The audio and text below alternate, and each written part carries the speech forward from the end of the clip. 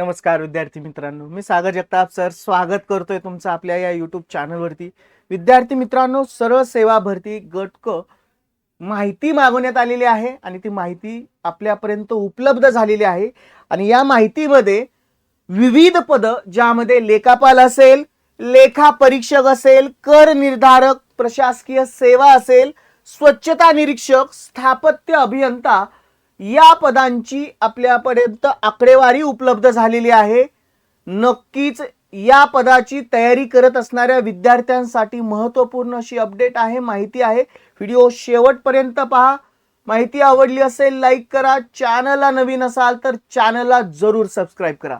विद्यार्थी मित्रांनो, मिळालेल्या माहितीनुसार बघा, नगर परिषद प्रशासक संचालनालय यांना मागवण्यात आलेली ही माहिती आहे, ज्यामध्ये बघा माहिती आहे 11 जून 2026 ची साधारणतः मागच्याच आठवड्यामध्ये ही आलेली माहिती आहे। साहजिकच RTI द्वारे ही मागवलेली माहिती आहे। केंद्रीय माहिती अधिकार अधिनियमन 2005 अन्वये अर्ज करण्यात आलेला आणि त्यामध्ये उपरोक्त विषयांकित संदर्भीय केंद्रीय माहिती अधिकार अधिनियमन हे जे अगोदरच मी कल्पना दिली तुम्हाला नुसार संचालनालय दिनांक 22/4/2026 रोजी हस्तांतरित करण्यात आलेली आहे। सदर माहिती अधिकार अर्जाच्या अनुषंगाने खालील प्रमाणे ही माहिती कळवण्यात येत आहे। बघा काय आहे ती माहिती जाणून घेऊयात। यामध्ये बघा विचारलेली माहिती किंवा जी सादर करण्यासाठी विचारलेली माहिती बघूयात। खालील सरळ सेवेने भरल्या जाणाऱ्या रिक्त पदांची माहिती उपलब्ध करून देण्यात यावी।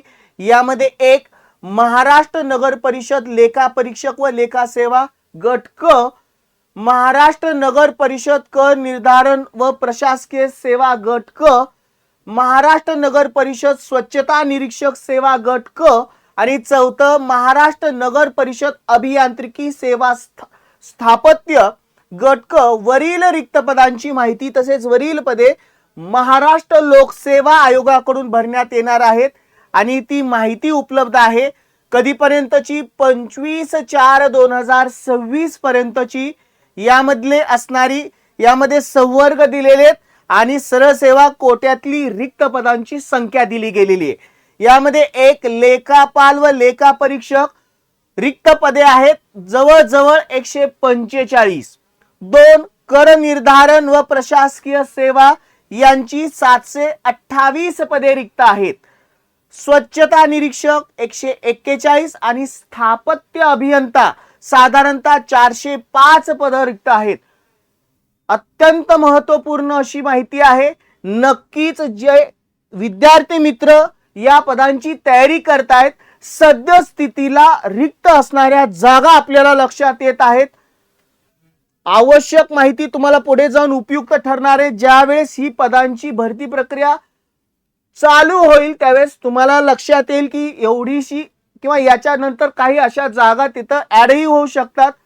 माहिती कशी वाटली कमेंट बॉक्स थ्रू जरूर कळवा, शेअर करायला विसरू नका आणि आवडली असेल तर लाईकच्या स्वरूपात प्रतिक्रिया जरूर कळवा। चला विद्यार्थी मित्रांनो, मी सागर जगताप सर थांबतोय। पुन्हा भेटू अशाच महत्त्वपूर्ण अपडेट्ससह। Good bye and take care.